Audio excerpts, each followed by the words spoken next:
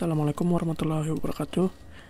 Jumpa lagi bersama Bapak di pertemuan ke-6 untuk mata pelajaran desain grafis percetakan. Nah, jika di pertemuan sebelumnya kita sudah membahas sedikit tentang tool-tool untuk membuat garis. Nah, sekarang kita akan membahas tentang tool-tool untuk membuat efek-efek dasar dalam CorelDRAW. Nah, jadi efek-efek dasarnya apa aja? Nah, jadi langsung bisa dilihat di sini. Di bagian sini. Nah, di bagian sini ada beberapa efek-efek dasar yang bisa kita terapkan dalam objek yang kita buat di CorelDRAW. Nah, tapi dalam beberapa versi mungkin tool-tool efek ini ada perbedaan, ada yang kurang, ada yang lebih. Dan juga setahu Bapak kalau tidak salah di CorelDRAW versi 16 ke bawah bagian tool untuk transparansi di sini masih digabung di dalam sini, tapi sekarang dipisah sejak CorelDRAW versi 17. Nah, yang Bapak gunakan ini adalah CorelDRAW 2018 versi 20. Nah, kalau gitu langsung saja. Yang pertama, dilihat dulu di bagian sini, kita tahan tombolnya, akan muncul beberapa tool untuk membuat efek. Ada drop shadow, contour, blend, distort, envelope, extrude, dan block shadow. Mungkin untuk pertemuan kali ini akan Bapak jelaskan 4 dulu dari semuanya. Jadi kita mulai dari drop shadow dulu.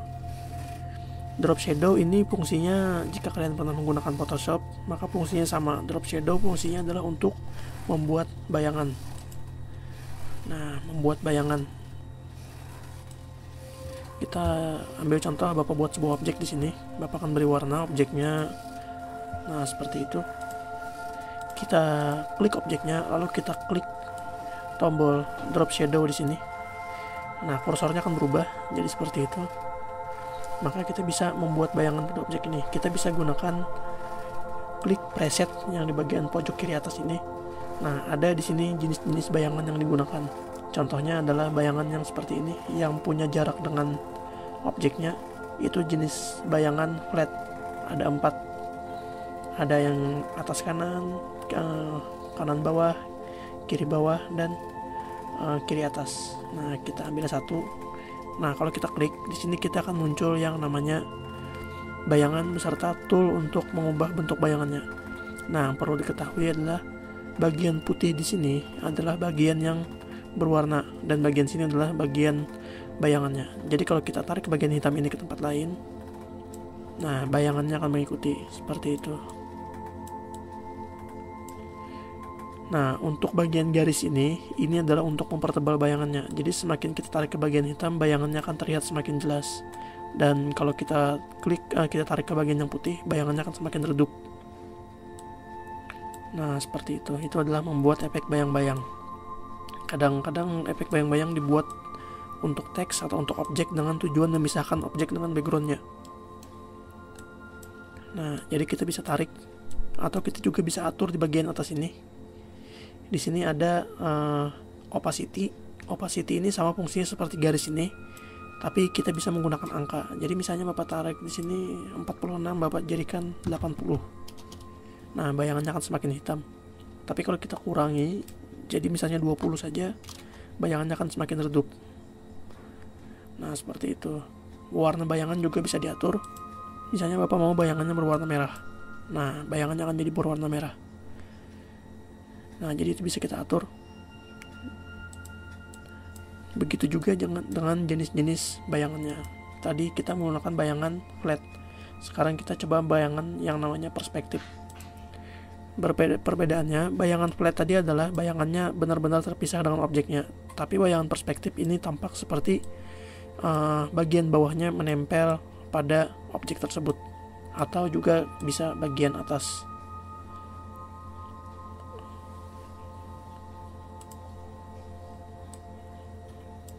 Bagian bawah. Nah, seperti itu. Nah, ini juga bisa kita atur warna bayangannya, ketebalannya. Nah, bedanya bayangan berjenis perspektif ini adalah bayangan berjenis perspektif semakin dekat bayangannya dengan objek, maka warnanya akan semakin kuat. Nah, di sini kelihatan, sedangkan semakin jauh warnanya akan semakin redup. Nah, seperti itu adalah bayangan tipe perspektif. Yang berikutnya ada juga bayangan bertipe glow. Di sini ada 3, small, medium, dan large. Small glow itu akan memberikan bayangan di sekeliling objeknya. Nah, bayangan ini tidak bisa dijauhkan dari objeknya. Berbeda dengan bertipe flat dan perspektif, bayangan ini tidak bisa dijauhkan dengan objeknya. Nah, jadi bayangan ini akan tetap berada di sekitar objeknya.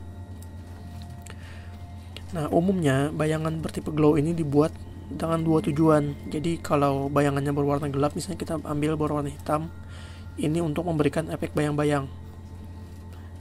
Sama juga ini juga bisa kita atur mulai dari jumlah glow-nya. Ini misalnya jika Bapak rendahkan, maka bayangannya akan jadi semakin kecil. Dan ini adalah opacity-nya sama seperti tadi. Nah, yang kedua, kita bisa membuat efek glow atau efek menyala.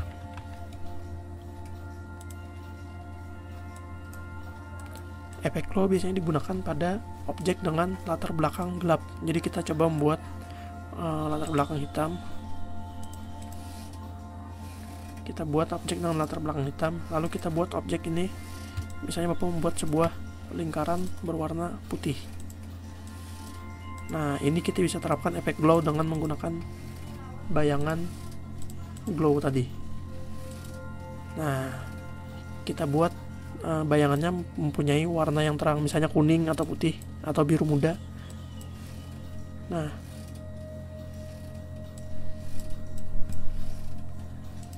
kita bisa lihat ini ada efek menyala atau efek glow dari bayangan tersebut, dari objek tersebut. Jika dirasa kurang besar, kita bisa gunakan yang medium atau yang large. Nah, yang medium Bapak akan gunakan warna kuning. Nah, seperti itu. Jadi itu adalah cara menerapkan efek bayangan pada objek. Itu tadi adalah yang pertama, drop shadow.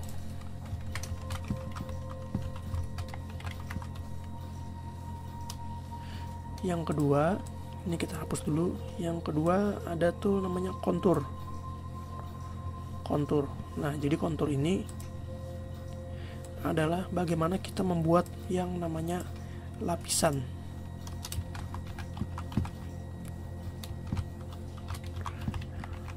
Lapisan dalam sebuah objek.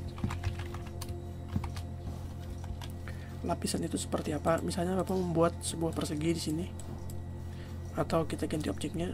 Misalnya Bapak membuat sebuah bintang. Nah, Bapak akan menggunakan kontur. Nah, kita berinteraksinya dengan menggunakan tool yang ada di atas ini. Bintang ini akan Bapak beri warna dulu seperti itu. Lalu Bapak akan klik salah satu dari 3 kontur ini. Bapak akan klik outside kontur. Nah, jika kalian lihat ada objek baru di luar ini, di luar objek yang ada, ini adalah kontur. Ini bukan sebuah outline. Jadi perlu diketahui, kontur dan outline itu adalah hal yang berbeda. Bedanya apa? Outline, Bapak akan copy dulu objeknya, lalu Bapak akan hilangkan konturnya. Nah, outline adalah adalah garis luar dari sebuah objek. Dengan kata lain, outline ini akan selalu menempel pada objeknya. Berbeda dengan outline, kontur ini adalah objek baru. Jadi kontur adalah objek baru, bukan outline. Apa yang membedakan outline dan kontur? Kontur kalian bisa pisahkan dari objek utamanya. Misalnya seperti ini, Bapak klik bagian konturnya, lalu Bapak klik kanan, Bapak klik break contour group apart, maka konturnya bisa diambil dari objeknya. Bahkan kontur juga kita bisa beri outline tersendiri. Nah, seperti itu. Jadi perbedaan kontur dan outline adalah, outline itu objek yang menempel pada objek utamanya yang berfungsi sebagai garis luar. Sedangkan kontur itu membuat objek baru dari objek yang sudah ada. Nah, seperti itu. selain itu penggunaan kontur juga sangat luas. Bapak akan buat objek baru lagi di bawahnya dengan menggunakan polygon. Nah, seperti itu. Kemudian Bapak akan beri warna dan Bapak hilangkan outline-nya. Masih ingat menghilangkan outline, klik kanan pada tanda X. Nah, kita akan gunakan kontur pada objek ini. Di sini ada 3 jenis kontur. Ada kontur yang menuju ke tengah, ada kontur yang menuju ke dalam, dan ada kontur yang menuju keluar. Tadi kita sudah menggunakan kontur yang menuju keluar. Dengan kata lain, objek kontur yang dibuat akan berada di luar dari objek utama. Sekarang Bapak akan menggunakan objek kontur ke dalam. Nah, di sini bisa kita lihat objek utama yang berwarna kuning dan konturnya yang berwarna hitam. Jadi konturnya akan masuk ke dalam objek dan membuat objek baru di dalamnya. Jadi seakan-akan objek utamanya yang jadi outline. Selain itu kita juga bisa menentukan jumlah dari konturnya. Misalnya Bapak mau buat 10 buah kontur. Nah, kita bisa lihat di sini akan tercipta 10 buah objek baru yang warnanya perlahan-lahan berubah. Jadi warna asalnya adalah warna kuning objek utamanya, dan warna konturnya bisa Bapak atur. Misalnya Bapak mau konturnya berwarna merah. Nah, seperti itu. Jadi konturnya akan menciptakan objek baru yang berwarna merah di sini, dan jika kita membuat lebih dari satu kontur, maka kontur-kontur yang tercipta yang lain akan membuat transisi warna. Jadi warnanya perlahan-lahan berubah menjadi warna tujuannya. Warna tujuannya bisa Bapak ganti sesuka hati. Misalnya mau jadi warna ungu, nah konturnya akan mengikuti. Jadi itu sedikit tentang penggunaan kontur. Selain itu tadi juga kontur juga bisa dipisahkan dari objeknya dengan cara klik kanan di konturnya, di bagian konturnya di sini, break contour group apart. Nah, ketika kita klik seperti itu, konturnya akan bisa dipisahkan dari objek utamanya. Nah, di sini ada 10 kontur. Kalau kita hitung 1, 2, 3, 4, 5, 6, 7, 8, 9, 10 sesuai jumlah titiknya.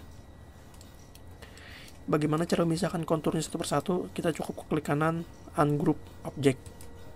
Nah, ketika kita klik itu, kita bisa memisahkan ke 10 objek ini satu persatu. Nah, ini adalah salah satu keuntungan dari penggunaan kontur, karena kita bisa menciptakan objek baru dengan transisi warna yang berbeda-beda.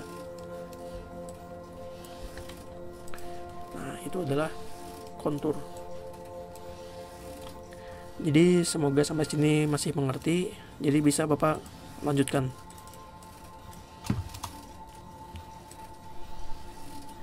Yang berikutnya adalah blend. Blend sesuai namanya adalah mencampur. Apa yang dicampurkan? Blend di sini digunakan untuk mencampurkan dua buah objek yang mempunyai bentuk yang berbeda atau yang sama juga bisa. Misalnya di sini Bapak menggunakan sebuah objek segi 6. Nah, kemudian Bapak membuat lagi satu buah objek bintang. Di sini ada dua buah objek bintang dan segi 6. Bapak akan gunakan warna pink untuk segi 6-nya, dan untuk bintangnya akan Bapak gunakan warna hijau. Nah, dua buah objek ini punya bentuk dan warna yang berbeda. Kita hilangkan garisnya dulu. Kemudian kita gunakan tool blend tadi untuk menarik antar objek yang pertama dan objek yang kedua. Bapak tarik ke sini. Nah, kalian bisa melihat akan terjadi transisi bentuk antara objek pertama dan objek kedua. Kita bisa gunakan tool blend untuk menarik objeknya. Nah, seperti itu.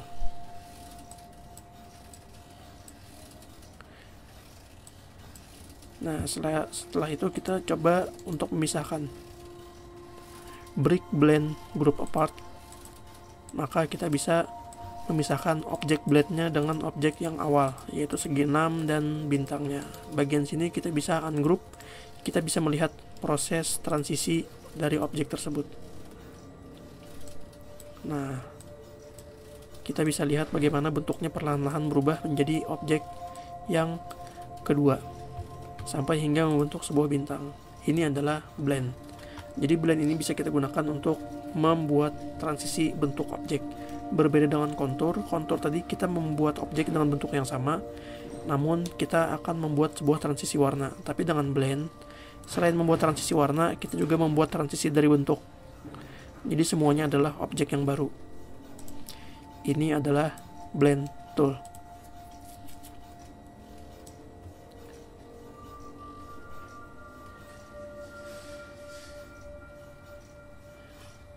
Yang berikutnya adalah distort tool.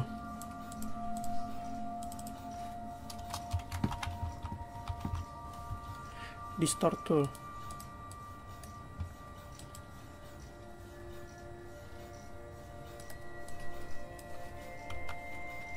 Di sini Bapak akan membuat sebuah objek berbentuk dasar, misalnya segi 4 atau kotak. Kita beri warna. Nah, distort tool ini digunakan untuk mengubah bentuk objek tersebut. Tapi perubahan bentuknya sudah mempunyai pola tersendiri. Jadi misalnya Bapak tarik bagian persegi ini. Nah, kalau kalian lihat, Bapak tarik ke kiri atau ke kanan, maka dia akan membuat sebuah objek bentuk yang baru. Nah, seperti itu. Padahal ini objek yang cuma tercipta dari sebuah persegi. Tapi bentuknya jadi seperti itu. Kita buat persegi baru lagi. Kita gunakan distort tool. Di sini ada beberapa preset yang bisa kita gunakan. Misalnya Bapak akan menggunakan twister. Nah, kita bisa membuat semacam lingkaran twister seperti itu dengan menggunakan objek kotak yang kita buat tadi. Atau kita gunakan yang lain, misalnya stem. Nah, menggunakan distort tool kita bisa membuat bentuk objeknya menjadi seperti itu sesuai preset, atau kita mau buat sendiri.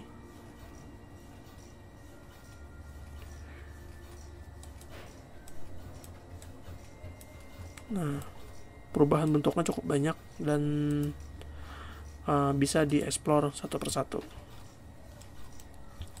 Nah, jadi untuk pertemuan kali ini silahkan dipelajari bagian tool-tool ini dulu, karena masih ada tool-tool yang lain juga.